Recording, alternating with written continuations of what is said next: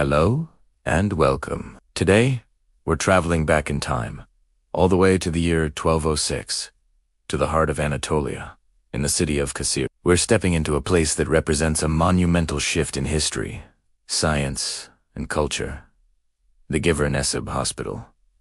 But this wasn't just a hospital. It was a beacon of learning, the very first institution in Anatolia to provide medical education in the Turkish language. Imagine walking through its grand doors.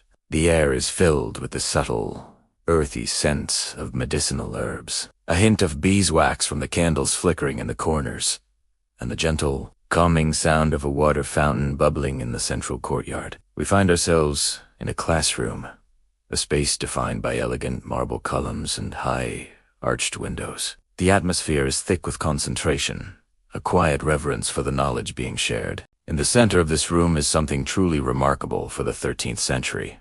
A mixed class of young men and women, sitting together, united in their pursuit of knowledge. Before them, an elderly physician, his face etched with the wisdom of years, stands and speaks. He isn't reciting from a text in Arabic or Persian, the dominant scholarly languages of the time. Instead, he is teaching medicine in Turkish, the language of the people. This was a revolutionary act, a declaration of cultural identity and a move to make complex knowledge accessible to all. As he explains the intricate workings of the human body, his assistant points to detailed anatomical diagrams hanging on the walls. These charts are a fascinating blend of languages, with labels in both Turkish and Arabic, showing the fusion of cultures that defined the Seljuk era. The students are completely absorbed. Each has a wax tablet and a stylus, carefully scratching down notes.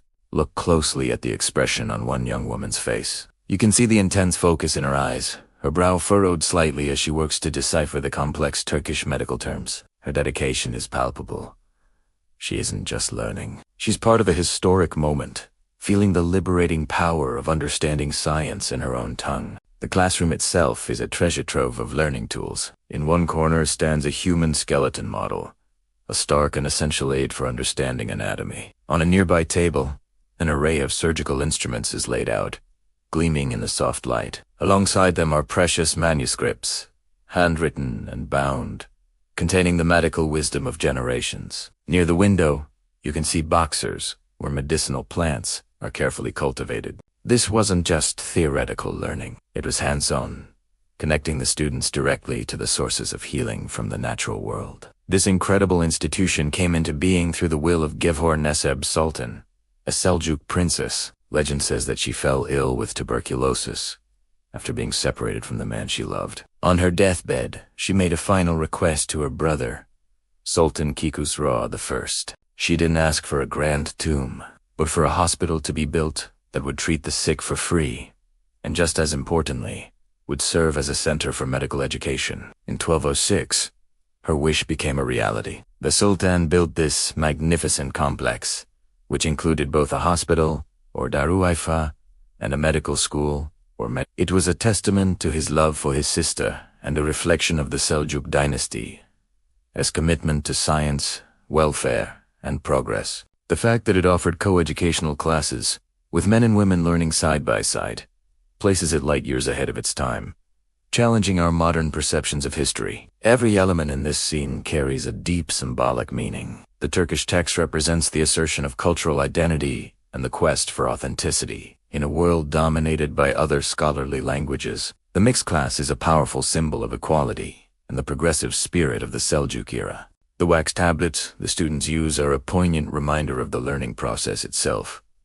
how knowledge is inscribed, but also how it can be fragile and easily erased, requiring constant effort and dedication to preserve. The medicinal herbs growing by the window connect the scientific pursuits within the hospital to the ancient, natural wisdom of healing. They remind us that medicine is not just about charts and scalpels, but also about the earth and its gifts. And that gentle sound of water from the courtyard fountain, it symbolizes the constant flow of knowledge, its purity, and its life-giving nature. Just as water cleanses and sustains the body, knowledge purifies and enlightens the mind. The curriculum here would have been comprehensive. Students would have studied the works of great medical thinkers like Ibn Sina, known in the West as Avicenna, and Al-Razi.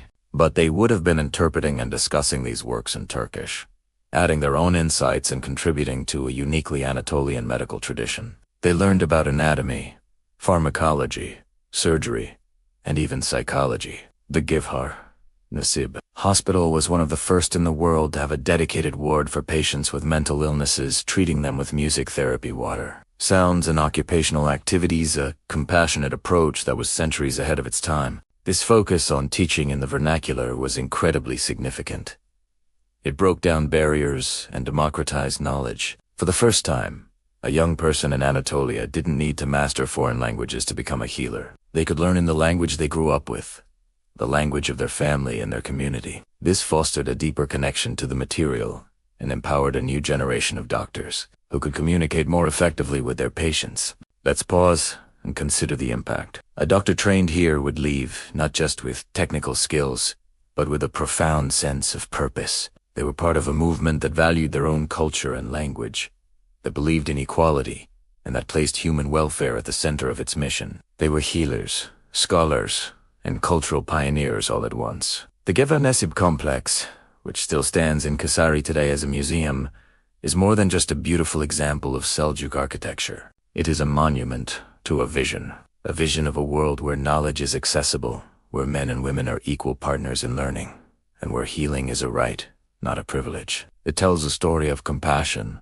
innovation, and cultural pride that continues to resonate 8 centuries later. The scene of that anatomy lesson in 1206 is a powerful snapshot of this vision in action. It is a reminder that progress is modern invention, and that some of the most enlightened ideas can be found in the most unexpected corners of history. It challenges us to look beyond the grand narratives of kings and battles and to find the quieter, more profound stories of people who dedicated their lives to learning, healing, and building a better world. The legacy of Gevher Nesibe Hospital is a testament to the enduring power of knowledge to liberate the human spirit and shape the course of civilization. Thank you so much for joining me on this journey back in time. I hope you found this story as inspiring as I do. If you enjoyed this video, please give it a thumbs up, and don't forget to subscribe for more explorations into the fascinating corners of our shared history. See you in the next one.